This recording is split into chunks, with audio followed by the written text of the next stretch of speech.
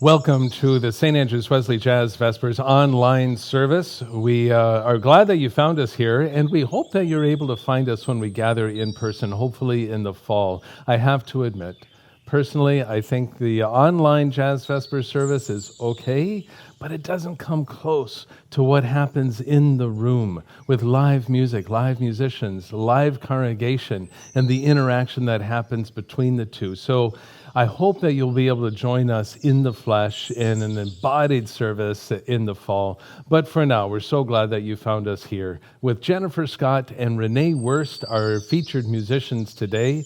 They are both wonderful human beings, much loved here at St. Andrews-Wesley, and both with an international reputation. Of Jennifer Scott, I heard a musician say, she has world-class talent, and you'll hear a little bit of that. Rene Wurst, also international reputation, and has played with luminaries like Chet Baker, David Bowie, Joe Pass, Herb Ellis, need I go on? So we're delighted to have them lead the music of our service today. We also recognize as we go into this shared time that we gather here at St. Andrews-Wesley on the shared territories of the Musqueam, Squamish, and Tsleil-Waututh people. It's important to know who we are, where we are, and who our neighbors are. And you know, recently we celebrated the National Indigenous Peoples Day here in Canada. And I learned a wonderful word that day that simply means respecting each other. Wanawitswe, respecting each other. And so with that sense of respect for each other, friends and strangers, let's go into this service praying for a clear day where we can see much more clearly now. 1, 2, 1, 2, 3,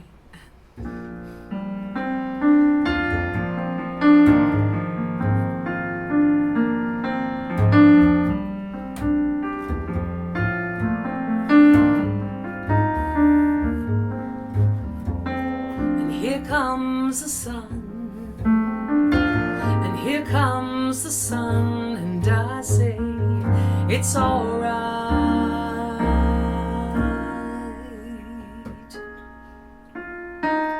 Little darling, it's been a long, cold, lonely winter. And little darling, it feels like years since it's been here.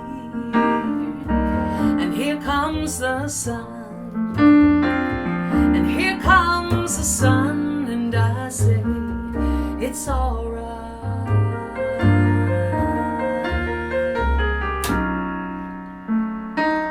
Little darling, the smiles returning to their faces. Little darling, it feels like years since it's been here. And here comes the sun, and here comes the sun, and I say it's all right.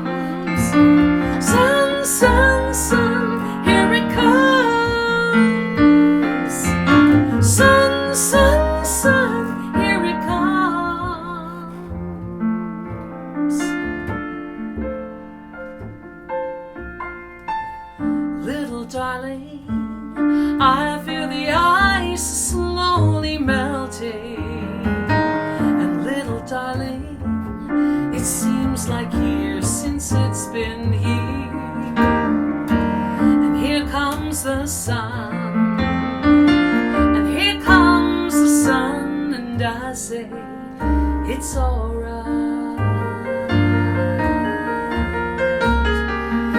It's alright.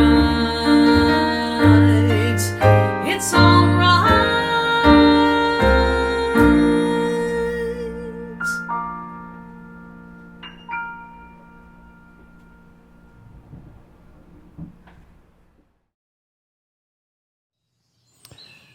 Do you realize words can get lost?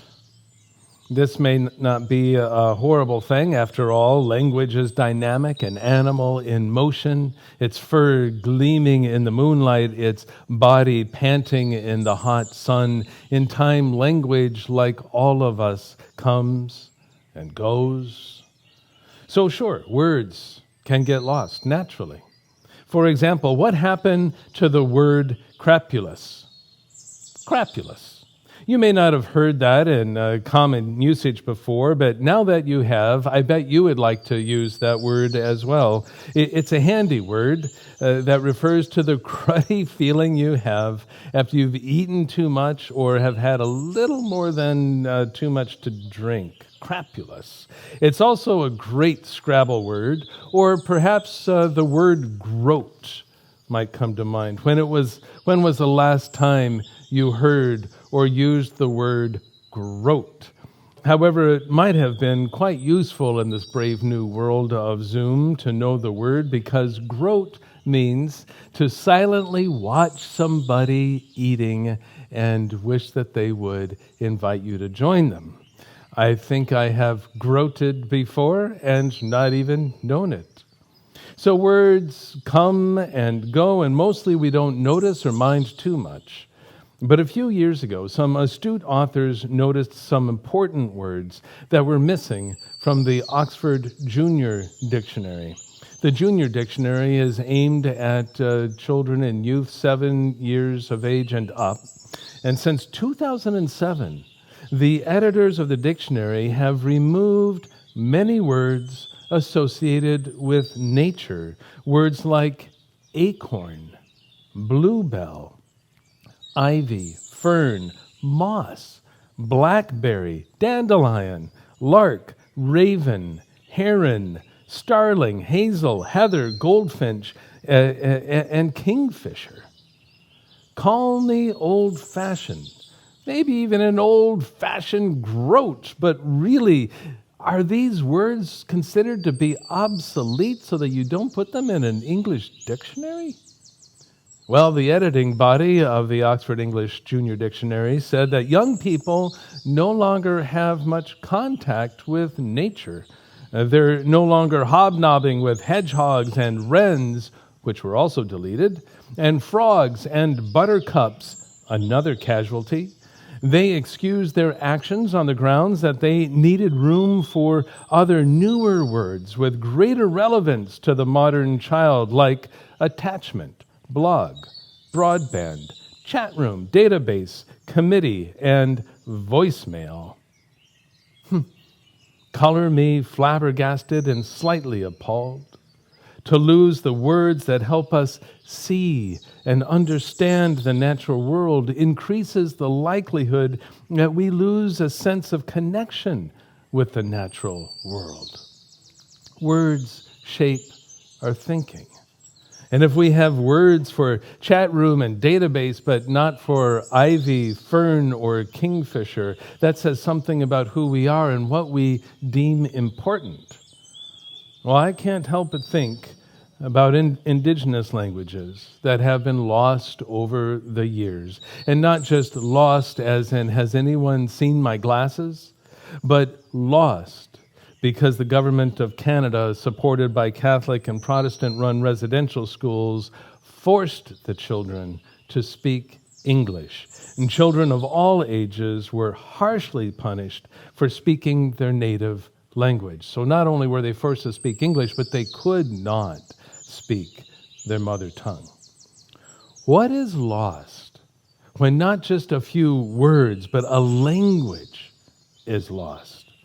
With it goes a culture, a worldview, a way of being and seeing the world. Take away the language and you take the Indian out of the Indian, which was the cruel and ignorant goal at the time. Back to the Oxford English Dictionary, as mentioned. Fortunately, some authors noticed the missing words and wrote a book about it, The Last Words Spells.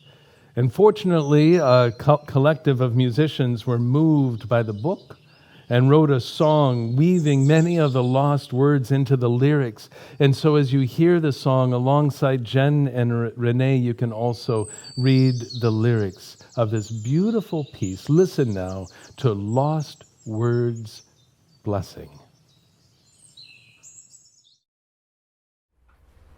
One, two, three.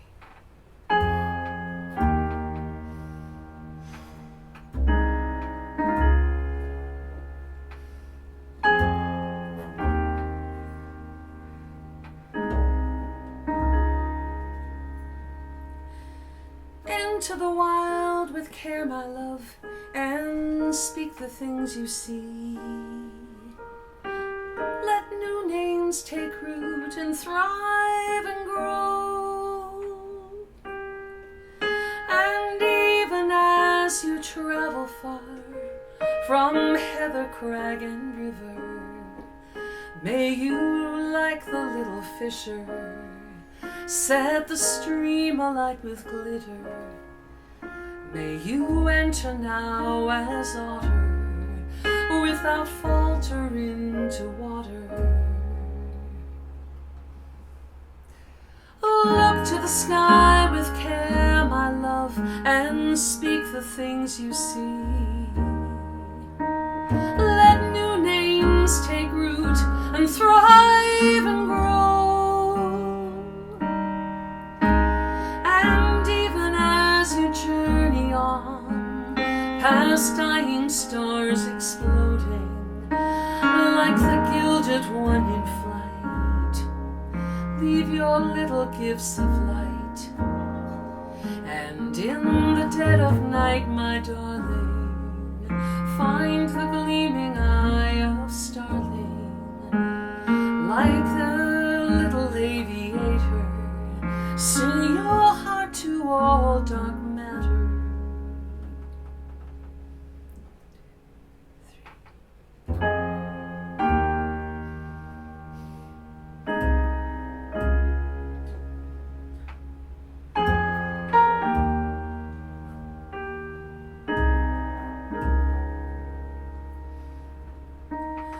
Walk through the world with care, my love, and sing the things you see. Let new names take root and thrive and grow. And even as you stumble through mud, hair, sands eroding, let the fern unfurl your grieving. Let the heron still your breathing. Let the silky swim you deeper. Oh, my little silver seeker, as the hour grows bleaker, be the singer and the speaker. And in city and in forest, let the larks become chorus. And when every hope is gone,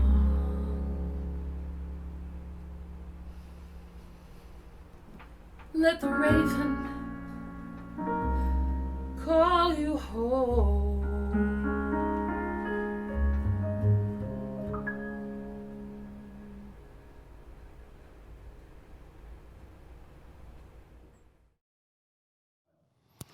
I'd like to thank Jen and Rene for bringing that beautiful piece to my attention. I'd never heard it before, and I hope I hear it many times again.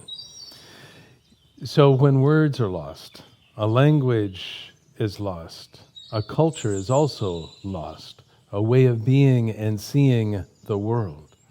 And so I wonder, with many of the indigenous languages being lost to the river of history, What have we, as the colonizing settler community, not seen, not understood? What have we missed because we have chosen not to learn from that perspective? Well, one of the things that comes to me that I deeply respect about many of the indigenous traditions is that sense that we are part of an intricate web of life, that we are connected to each other, and that beautiful phrase, all my relations, that comes up in many languages of indigenous communities. All my relations, that we are related to each other. What would it be like if we could walk down the street or walk through the forest and have a sense of our deep relationship with each other and with the natural world? What would that be like? How would that change our corporate policies? How would that change our economic priorities? It would be radically different.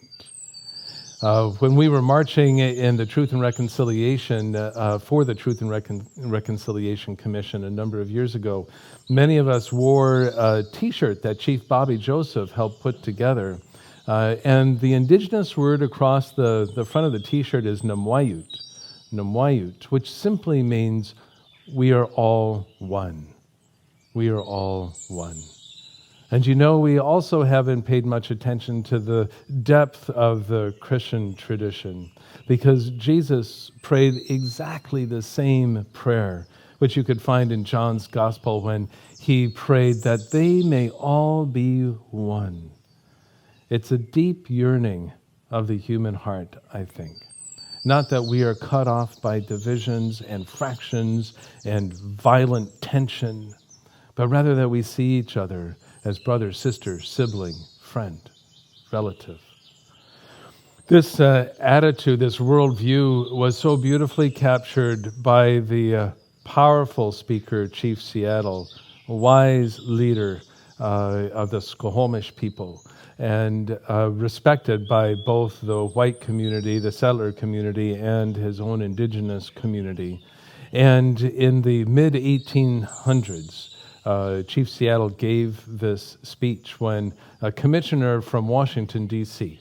had come to what is now the state of Washington to purchase land. I'd just like to read a segment of his powerful speech. And this was a speech that was lifted up by Rev John Snow, an Indigenous minister in the United Church of Canada, as being a speech and attitude that was life-shaping for him. Chief Seattle spoke. The president in Washington sends word that he wishes to buy our land. But how can you buy or sell the sky, the land? The idea is strange to us. If we do not own the freshness of the air and the sparkle of the water, how can you buy them? Every part of the earth is sacred to my people. Every shining pine needle, every sandy shore, every mist in the dark woods, every meadow, every humming insect, all are holy in the memory and experience of my people. We know the sap which courses through the trees as we know the blood that courses through our veins. We are part of the earth, and it is part of us. The perfumed flowers are our sisters. The bear, the deer, the great eagle, these are our brothers. The rocky crests, the dew in the meadow, the body heat of the pony, and all of us belong to the same family. I am going to interrupt myself or interrupt the speech. I just wonder if we had not lost the languages of the indigenous people, would we have more of a sense of that? If we had learned them, listened to them, understood them, would we get what Chief Seattle is saying here, rather than having lost it? If we cut out words in the Oxford Junior Dictionary, words that contain to nature and our relationship with them, how will that affect the way that we walk through the world? Back to the speech. The shining water that moves in the stream and rivers is not just water, but the blood of our ancestors. If we sell you our land, you must remember that it is sacred. Have we? Will you teach your children what we have taught our children, that the earth is our mother? That question makes me shudder, especially as we hear of the bodies of children being unearthed in one residential school after another. Will you teach our children what we have taught our children? Obviously, we haven't. He says, "This we know, the earth does not belong to us. We belong to the earth. All things are connected like the blood that unites us all. We did not weave the web of life. We are merely a strand in it. Whatever we do to the web, we do to ourselves." Oh my goodness. Consider climate change. How would that attitude affect how we respond to the climate crisis? It's a rhetorical question, but I think the answer is pretty obvious. May we listen closely enough to our language that takes us to the depth of our relationship with each other and the world, that we can understand that we are all in this together. Very literally, we are all in this together. And so let's listen to the next piece, Alone Together.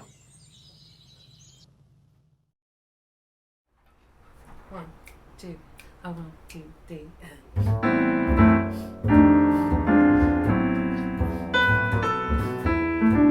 Alone together, beyond the crowd, above the world, we're not too proud to cling together. We're strong as long as we're together. Alone together, the blinding rain, the starless night, we're not in vain, for we're together. And what is there to fear when we're together? Our love is as deep as the sea. Our love is as great as a love can be. And we can weather the great unknown as long as we're together.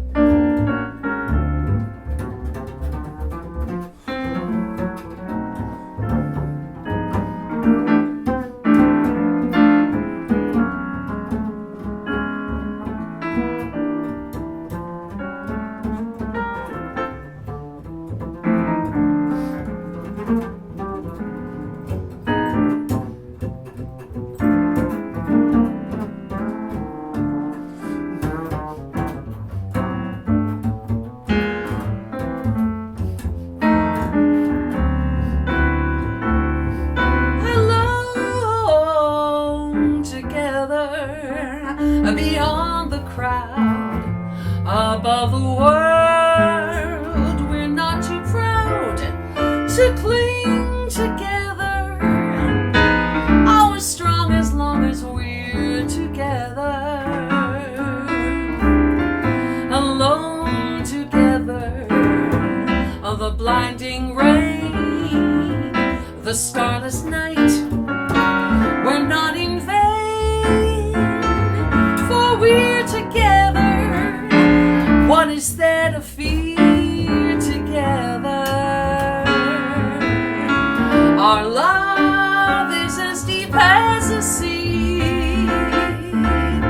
Our love is as great as the love can be, and we can weather the great unknown as long as we're, as long as we're, as long as we're together.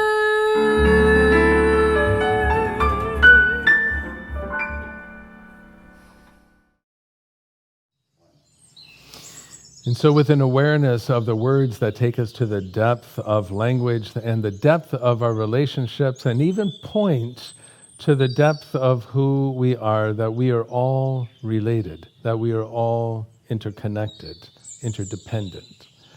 I offer you this ancient Celtic blessing that also points to a similar truth.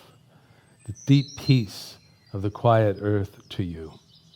Deep peace of the crashing waves to you, deep peace of the flowing air to you, deep peace of the shining stars to you, deep joy of the dancing flame to you, and deep peace of the Prince of Peace to you this day and always, that we may discover again how to live the way of love.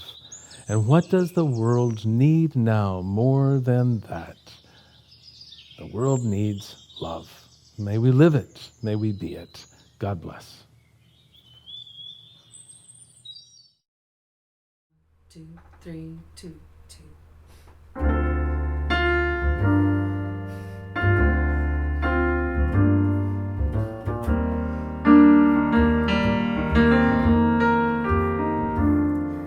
What the world needs now is love, sweet love.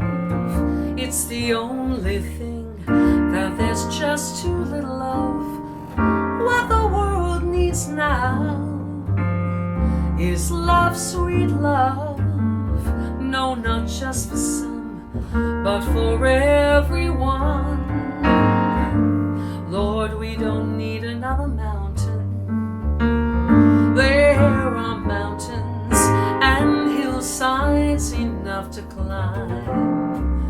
There are oceans and rivers enough to cross, enough to last to the end of time. What the world needs now is love, sweet love. That's the only thing there's just too little of. What the world needs now is love, sweet love. No, not just for some, but for everyone.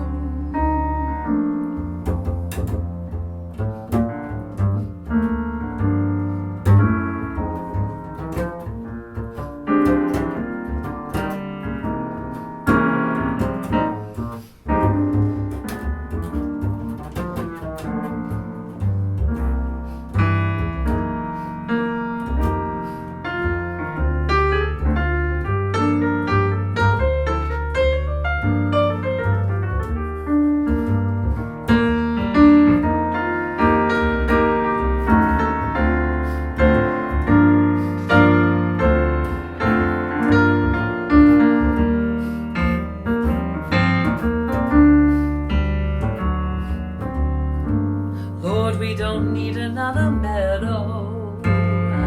There are cornfields and wheat fields enough to grow. There are sunbeams and moonbeams enough to shine. Oh, listen, Lord, If you want to know what the world needs now, is love, sweet love. It's the only thing that there's just too little of. What the world needs now